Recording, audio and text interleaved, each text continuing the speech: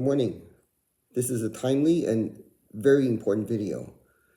According to most forecasts, the United States is facing a very severe shortage in physicians in the next 10 years.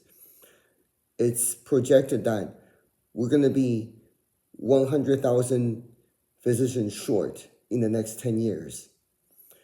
And the underlying reason is because the process of becoming a doctor has become too restrictive and too vigorous, so that only about 1 in 10 pre-med students who want to become doctors actually become doctors and make it out from the other end of the process. And this video, I want to address how to study and succeed and ensuring your path to become a doctor becomes a reality. This is a method that I have used myself. And at one point, I thought I have invented such a process that's so unique and proprietary that it's not been done anywhere else until more recently when I started mentoring pre-med students at Cal Poly, that I realized there's more than people out there who are using this exact same method. And surprisingly, we seem to have come up with this method independently. But it's been proven very successful because she's also thriving in the undergrad career and consistently scoring in the top of her class when it comes to exams and preparation. So I want to go over several things. There are approximately 5 stages on how I study. What I never do is I have never spent an all-nighter studying for an exam. I'm a natural early riser, but I never sacrifice sleep. I haven't used an alarm clock in more than 30 years because I don't really need to. I wake up very early on my own. But I make sure that I go to bed on time so I get adequate sleep. So sleep serves as the foundation of my study technique. The same thing is true for Shohei Ohtani, for the Dodgers.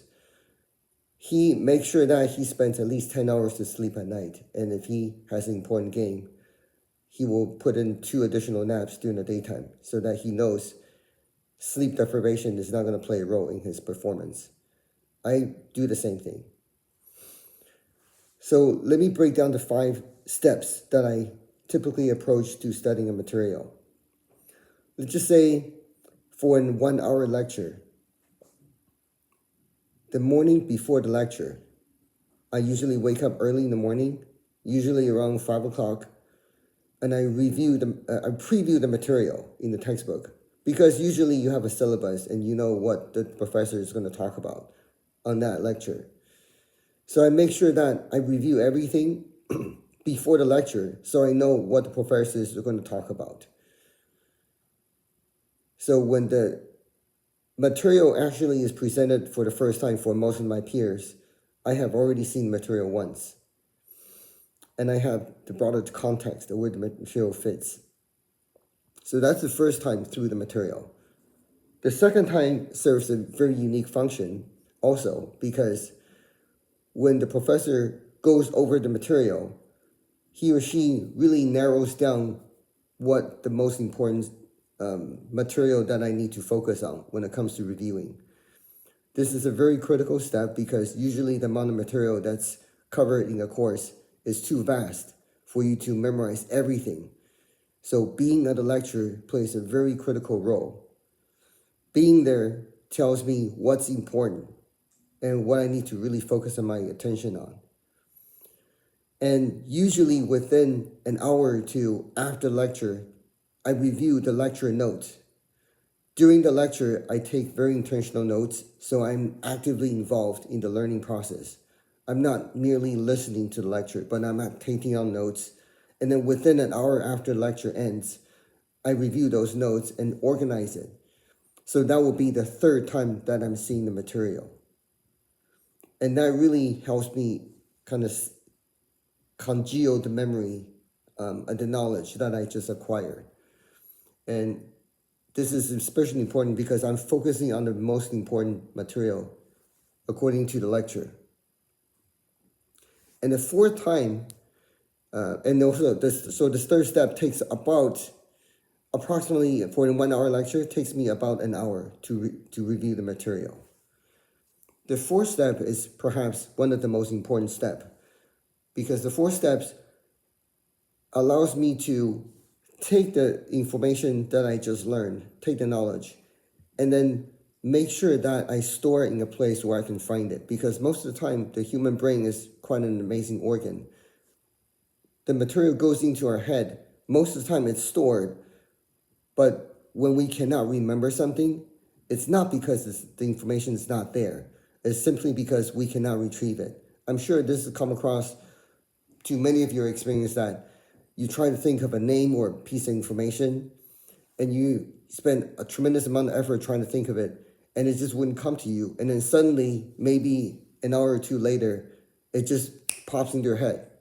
So that demonstrates the material and the information has always been in your brain, but you're just unable to retrieve it. So the fourth step of this study process, it's critical in that process. It's helping you retrieve the information. So how do you do that? Now you have a solid grasp of the material. The fourth step is to review all your notes and make sure that you file it away in a place where you can find it. For example, if you buy a new pair of running shoes in real life, you're gonna, once you receive it from your front doorstep, you're gonna store it in exactly one place where you're gonna most logically find all your running shoes. So for me, it's gonna be my closet in the master bedroom. So this way, when I need to find my new shoes, I know exactly where to go. And this is exactly what you need to do with your new piece of knowledge that you just learned.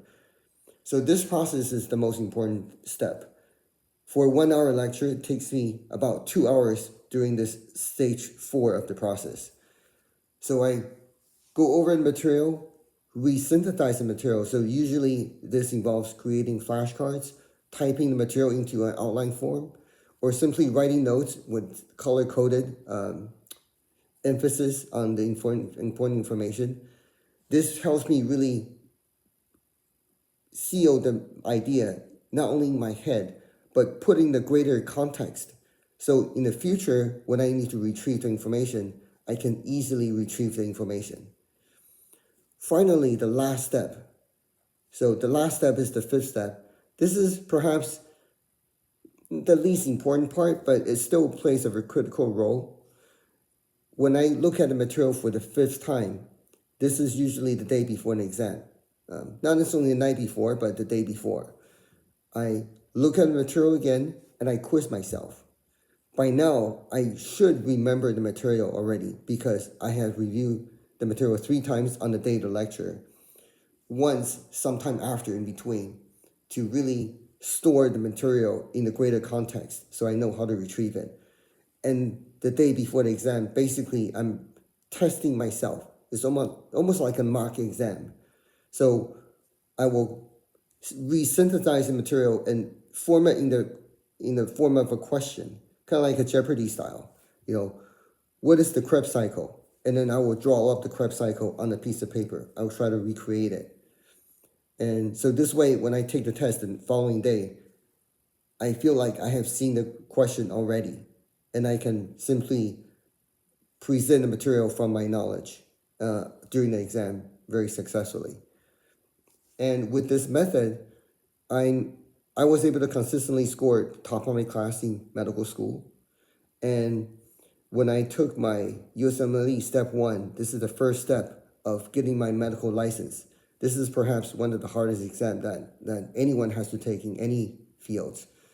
But I scored in the top 2% of all doctors in the United States. So this method certainly served me well. And it seems like it's serving my mentee very well too. And she is a very successful pre-medical student. And I have no doubt in my mind that she is going to be setting curves all the way to medical school and become an amazing doctor. Anyway, I'm hoping that this can help many aspiring doctors to be more successful in the pre-medical study career and also in medical school. Thank you.